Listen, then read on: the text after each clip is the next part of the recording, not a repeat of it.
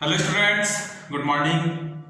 कक्षा 9वीं के सभी विद्यार्थियों का हमारे गणित के ऑनलाइन प्लेटफॉर्म में स्वागत है। आज हम चैप्टर 11 चतुर्भुज के अंतर्गत प्रश्नावली 11.1 को हल करेंगे। तो क्वेश्चन नंबर 1 है संलग्न समांतर चतुर्भुज ए बी सी डी। ये समांतर चतुर्भुज है ए बी सी डी की भुजाओं ए बी और सी डी के मध्य बिंदु क्रमशः x और y है। ठीक है, ए बी का मध्य बिंदु क्या है, x है, और सी डी का मध्य बिंदु क्या है, y है। तो सिद्ध कीजिए कि ax और ax cy भी क्या है, समांतर चतुर्भुज है। ठीक है, ये ax से लेके cy ये जो मान है ये समांतर चतुर्भुज है, ये हमको सिद्ध करना है। तो समझेंगे कि ABCD एक समांतर चतुर्भुज है, समांतर चतुर्भुज है। ठीक है, यदि ABCD एक समांतर चतुर्भुज है तो AB समांतर है किसके, DC के। AB समांतर है DC। ठीक, यदि AB DC के समांतर है तो 1/2 AB समांतर 1/2 DC लिख सकते हैं। तो इनका आधा भी क्या होगा, आपस में समांतर होंगे। ठीक है, तो ये AB का आधा जो है वो AX होता है।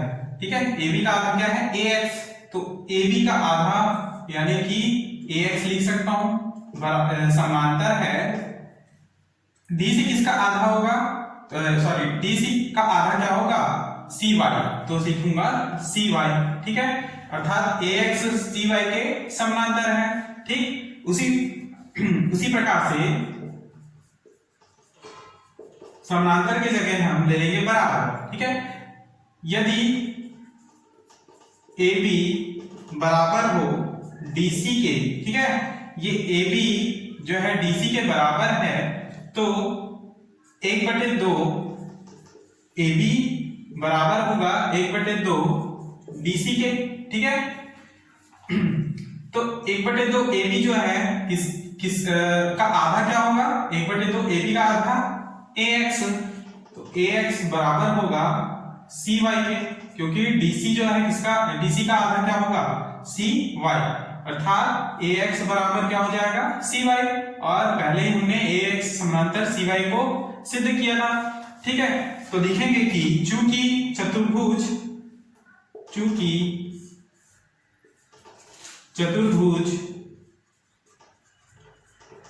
ABCD चतुर्भुज AXCY है ना, AXCY कौन सा चतुर्भुज, ये वाला AXCY सम्मुख भुजाओं का एक युग्म के सम्मुख भुजाओं का एक युग्म कौन कौन सा है, AXCY। ठीक है, AX तथा CY समान व समांतर हैं, समांतर या समांतर हैं। ठीक है, अतः AXCY क्या है, अतः AXCY एक समांतर चतुर्भुज है, चतुर्भुज है। और यही हमको सिद्ध करना था जो कि प्रूफ हुआ। ठीक है, अगला क्वेश्चन समझेंगे।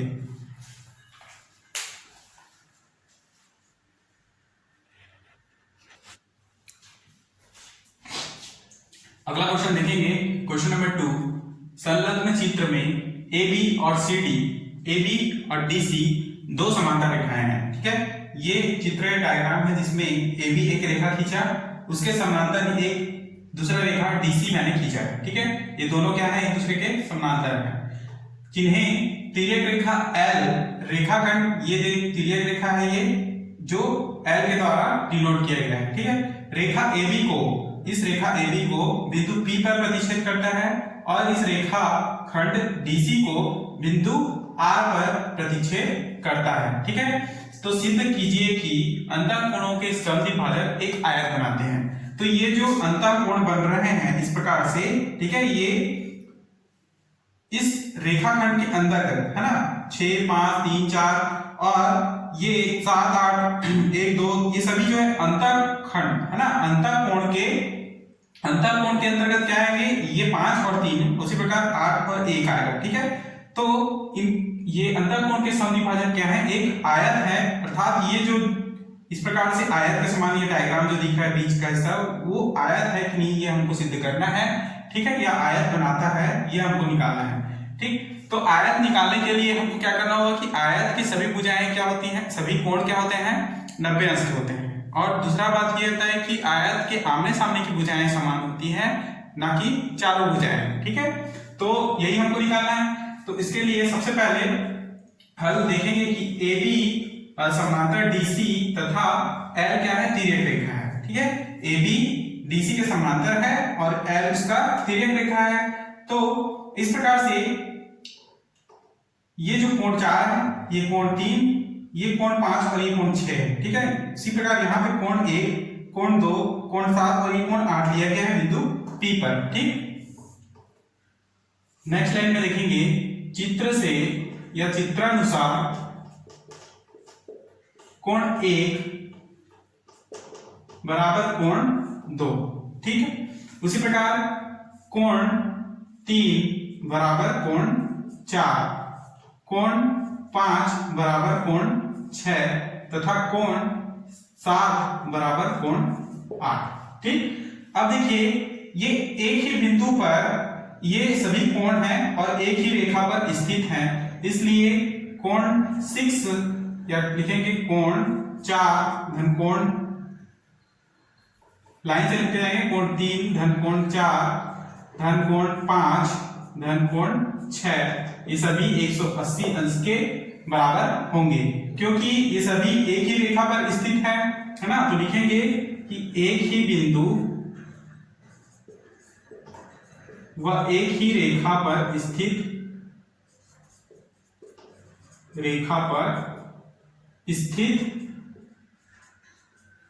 कोण। ठीक है, तो ये सभी एक रेखा है जो 180 अंश के बराबर होता है। ठीक है, इसलिए इसको 180 अंश मैंने लिख लिया है, इसको इक्वेशन 1 दे देते हैं। उसी तरह से देखेंगे कि कोण 4 बराबर है कोण 3, तो लिखेंगे कोण 3 प्लस कोण 3। उसी प्रकार कोण 5 बराबर कोण 6 है, तो कोण 6 की जगह हम कोण 5 लिख सकते हैं, बराबर हो जाएगा 180 अंश। ठीक है, ये हो गया 2 कोण 3 प्लस 2 कोण 5 बराबर 180 अंश। ठीक, तो 2 को कॉमन ले लीजिए, ब्रैकेट में बचेगा कोण 5 प्लस कोण 3 बराबर 180 अंश। ठीक है, तो कोण 5 प्लस कोण 3 बराबर कितना, 90 अंश। ठीक है, और यही हमको साबित करना था, यानी सिद्ध करना था कि ये दिया गया जो डायग्राम के अंतर्गत अंतःकोण बन रहे हैं, ये एक समद्विभाजक एक आयत है। ठीक है, तो आयत होने के लिए इसका एक कोण क्या होना चाहिए, प्रत्येक कोण 90 अंश का होना चाहिए। यदि एक कोण भी 90 अंश का निकल रहा है तो बाकी सभी कोण 90 अंश के होंगे। ठीक है, तो ये जो इस प्रकार से आयत आपको दिखाई दे रहा है, ये कोण है ना, ये कोण 5 और कोण 3 प्लस करके हैं और दोनों का मान कितना है, 90 अंश का है, अर्थात ये जो कोण है 90 अंश का है। अगर ये कोण 90 अंश का है तो इसी प्रकार कोण 1 और कोण 8 है ना, कोण 1 प्लस कोण 8 भी 90 अंश का होगा, है ना। कोण 1 प्लस कोण 8 बराबर 90 अंश, अर्थात दूसरा अंतःकोण भी 90 अंश का, दूसरा अंतःकोण भी 90 अंश का होगा। ठीक है, अर्थात ये देखिए ये वाला कोण अगर 90 अंश का है तो ये जो कोण 8 और कोण 1 को मैंने मिलाया, ये कोण भी 90 अंश का होगा। यदि ये कोण 90 अंश का है तो ये कोण भी और ये कोण भी, यानी Q के बिंदु, Q के सामने जो कोण है अंतः कोण और S के सामने जो अंतः कोण है वो दोनों भी 90 अंश के होंगे। ठीक है, तो लिखेंगे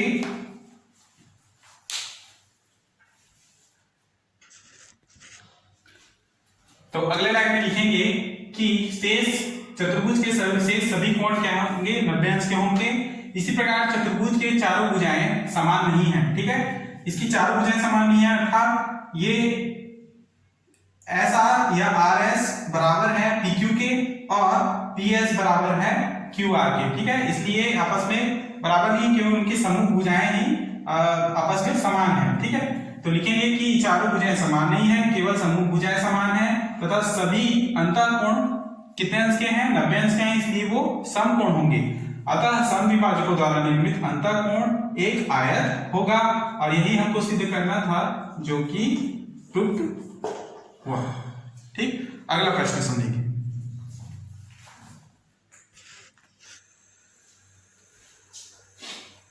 अगला क्वेश्चन नंबर 3, ABC एक समद्विबाहु त्रिभुज है। ठीक है, ये ABC एक समद्विबाहु त्रिभुज जिसमें AB बराबर AC, ये AB और AC दोनों बराबर है, तो AD बहिष कोण PAC को समद्विभाजित करता है। PAC को ये AD जो है 20 से विभाजित करता है यानी समद्विभाजित करता है, और CD समांतर है BA के, CD समांतर है BA के।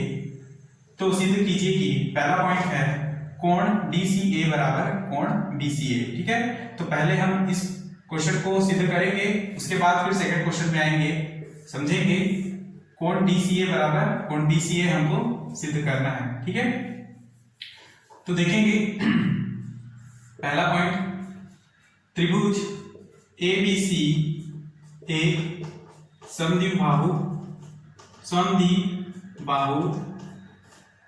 त्रिभुज है। ठीक है, और दिया है कि AB बराबर AC।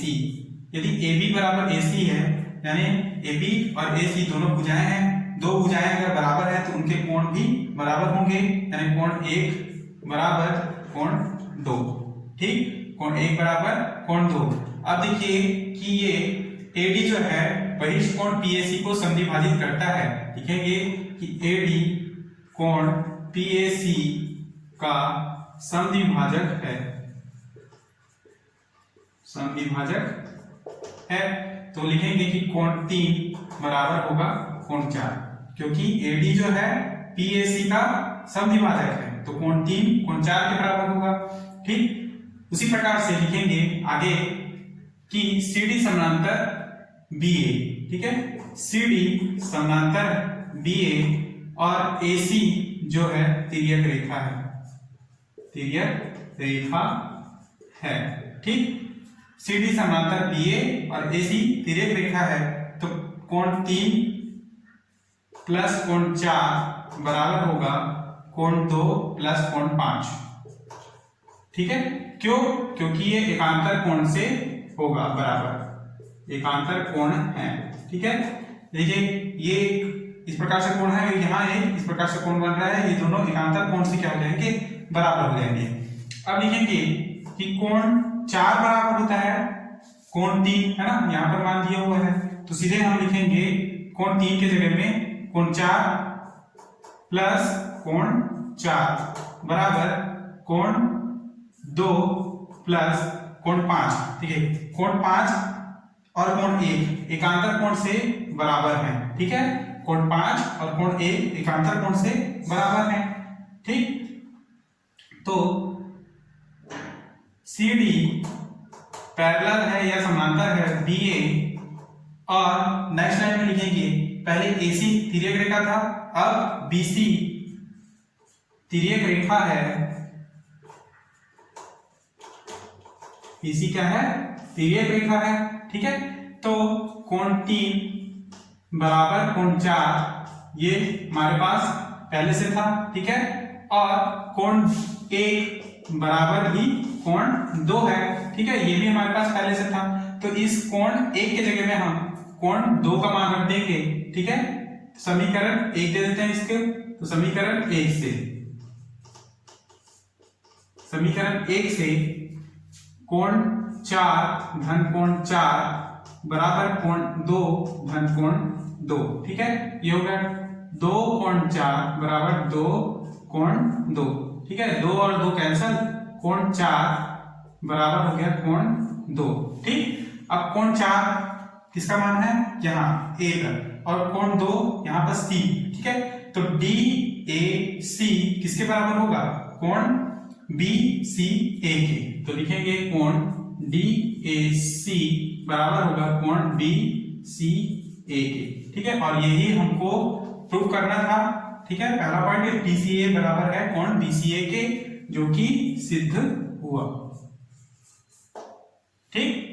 ध्यान से डायग्राम को देखते हुए आपको इसको सॉल्व करना है, ठीक। अगला क्वेश्चन समझेंगे।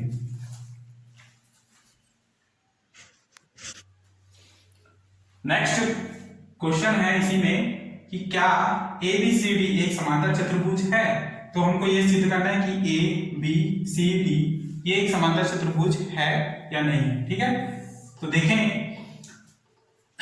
कि कोण 3, कोण 4 और कोण 6 ये जो है एक ही रेखा, इस वाले रेखा के बिंदु, एक ही बिंदु और एक ही रेखा पर स्थित है, इसलिए कोण 3 प्लस कोण 4 ना प्लस कोण 6 एक ही रेखा पर स्थित है, ये इस कारण ये 180 अंश के बराबर होंगे। क्यों, क्योंकि एक ही बिंदु एक ही रेखा पर स्थित कोण है, ठीक है, स्थिर कोण। तो यहां से ये तीनों का बराबर हो जाएगा 180 अंश। और उसी प्रकार ये त्रिभुज एबीसी में देखेंगे, त्रिभुज के तीनों कोणों का योग 180 अंश होता है, इसलिए कोण 1 प्लस कोण 2 प्लस कोण 6 बराबर लिखेंगे 180 अंश। क्यों, क्योंकि त्रिभुज के एबीसी के तीनों कोणों का योग, तीनों अंतः कोण 180 अंश है, ठीक है। तो इसको आप इक्वेशन 1 दे दीजिए, इसको इक्वेशन 2 दे दीजिए। इनका RHS अगर बराबर है तो LHS भी बराबर होगा, अर्थात कोण 3 धन कोण 4 धन कोण 6 बराबर होगा कोण 1 धन कोण 2 धन कोण 6, ठीक है। ये कोण 6 और कोण 6 दोनों समान है, बराबर में है, तो ये कट जाएंगे, ठीक है। क्यों कटेंगे, क्योंकि कोण 6 को आप दूसरी ओर लेके आएंगे तो ये माइनस में हो जाएगा, और प्लस और माइनस मिलके वो कैंसिल हो जाएंगे। कोण 3 प्लस कोण 4 बराबर कोण 1 प्लस कोण 2, ठीक है। अब कोण 2 का मान हमारे पास था कोण 4, ठीक है। कोण 2 हमने क्या किया था कि कोण 2 बराबर कोण 4, ठीक है। तो यहां पर अगर कोण 4 रखते हैं तो ये कोण 3 प्लस कोण 4 कोण 1 प्लस कोण 4 ये दोनों भी कैंसिल हो जाएंगे। कोण 3 बराबर क्या बचेगा, कोण 1, ठीक। परंतु ये संगत कोण है ना, परंतु कोण 3 और कोण 1, परंतु ये संगत कोण है, इसलिए AD समांतर है, इसलिए AD समांतर है BC के। यदि AD जो है BC के समांतर है तो AB DC के समांतर है, ठीक है। इसलिए AD BC के समांतर है तो AB समांतर है DC के, ठीक। और चतुर्भुज ABCD एक समांतर चतुर्भुज है, ABCD एक समांतर चतुर्भुज है, ठीक। और यही हमको निकालना था कि ये समांतर चतुर्भुज है या नहीं, तो ये समांतर चतुर्भुज है और यहीं तक इसका उत्तर होगा, ठीक। अगला क्वेश्चन समझेंगे।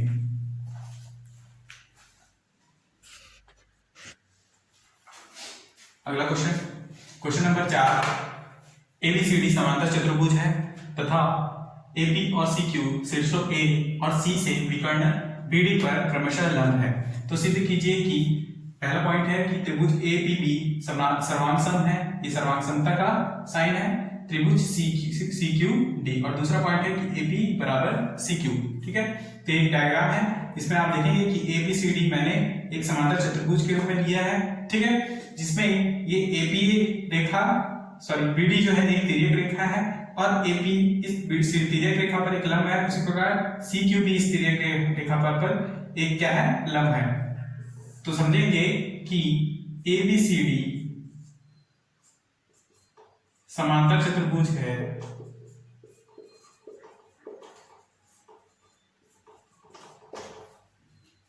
तो AB समांतर है CD और BD एक तिर्यक रेखा है। जब AB समांतर CD तो कोण A बराबर कोण 2, इसको इक्वेशन 1 दे देंगे।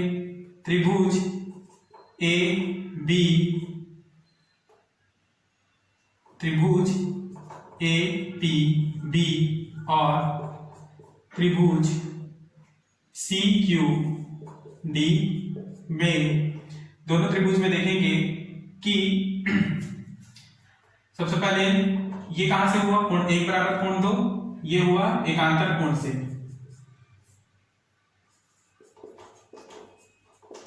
ठीक है, तो यहां पर भी कोण 1 बराबर कोण 2 समीकरण 1 से लिखेंगे। जब कोण 1 बराबर कोण 2 होगा तो कोण APB बराबर होगा कोण CQD के। ठीक है, जब कोण APB बराबर कोण CQD है तो AB बराबर CD, AB बराबर क्या होगा, CD। ठीक है, और ये कोण APB बराबर कोण CQD प्रत्येक कोण 90 अंश का है, इसलिए हमने इसको बराबर लिया है। ठीक है, APB ये भी 90 अंश का है और CQD यानी ये भी 90 अंश का, इसलिए दोनों बराबर हो सकते हैं। और AB बराबर CD, AB बराबर CD और APB बराबर, ये दोनों कोण बराबर हैं, कोण 1 बराबर 2 है और यहाँ पर ये दोनों भुजाएं बराबर हैं, इसलिए त्रिभुज APB सर्वांग सम होगा त्रिभुज CQD के। ये होगा कोण कोण भुजा सर्वांग समता से। ठीक है, कोण कोण भुजा सर्वांग समता से, क्यों, क्योंकि ये पहले कोण बराबर हुआ, दूसरे बार में भी कोण बराबर हुआ, तीसरे बार में इसकी भुजाएं बराबर हो गई। ठीक है, तो AB बराबर CD, इसलिए यहाँ पर कोण कोण भुजा सर्वांग समता मैंने लिखा है। ठीक है, तो ये पहला पॉइंट हमारा सिद्ध हो गया। सेकंड पॉइंट सिद्ध करना है तो ये AP बराबर CQ लिखेंगे कि AP बराबर CQ। ये क्यों हो गया, क्योंकि सर्वांग सम त्रिभुजों के सभी भुजाएं क्या होती हैं, बराबर होती हैं। तो लिखेंगे यहां पर सर्वांग सम त्रिभुज के सभी भुजाएं बराबर होते हैं। ठीक है, और यही इसको सिद्ध करना था। ठीक है, ये AP बराबर CQ हो जाएगा। क्लियर, तो इस प्रकार से इसको हल करेंगे। अगला क्वेश्चन समझेंगे।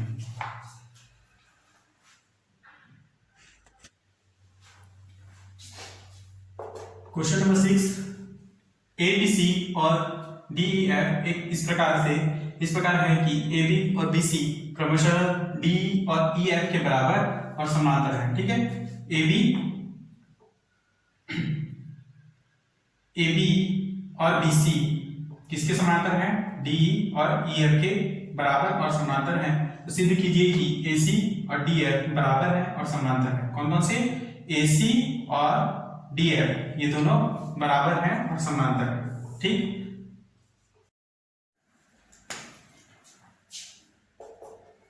क्वेश्चन नंबर 6, ABC और DEF इस प्रकार है कि AB और BC क्रमशः DE और EF के बराबर और समांतर हैं। तो सिद्ध कीजिए कि AC और DF बराबर और समांतर हैं। ठीक है, तो ये डायग्राम है। सबसे पहले ये एबीसी और डीईएफ को देखेंगे कि ये दोनों रेखाएं आपस में समांतर हैं, ठीक है। तो यहाँ पर AB किसके समांतर है, EF के, और BC समांतर है DE के। लिखेंगे AB समांतर EF और BC समांतर DE, ठीक। तो AB समांतर EF और BC समांतर DE, ठीक है। नेक्स्ट लाइन में चित्र से स्पष्ट है कि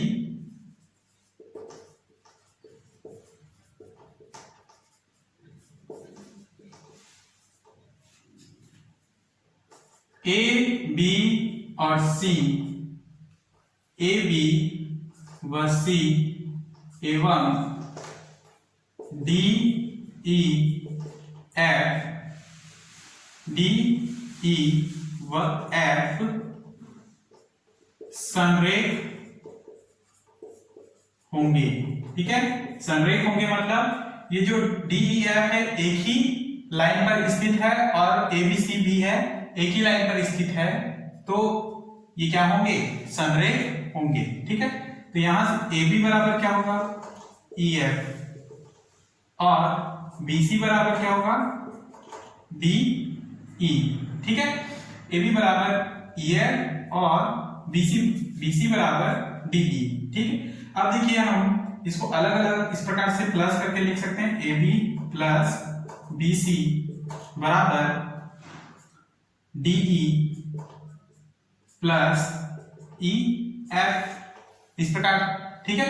तो AB प्लस BC को एक साथ हम लिखेंगे तो ये होगा AC, वैसे DE प्लस EF को हम एक साथ लिखें तो ये होगा DF, ठीक है। तो AC बराबर क्या हो गया, TF, और AC बराबर DF है तो AC समांतर TF होगा, ठीक है।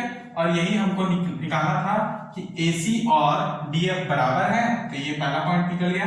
दूसरा समांतर है तो AC समांतर भी होगा DF के, चूंकि ACFD एक समांतर चतुर्भुज है, चूंकि ACFD एक समांतर चतुर्भुज है, ठीक। और यही इसका अभिष्ट उत्तर है, यहीं तक आपको लिखना है, ठीक। तो आज की क्लास में हम यहीं तक समझेंगे, अगले क्लास में इसके आगे के तथ्यों को समझेंगे, नए टॉपिक को पढ़ेंगे, ठीक है। अपना नोट्स यहाँ तक आप बनाकर रखेंगे। धन्यवाद।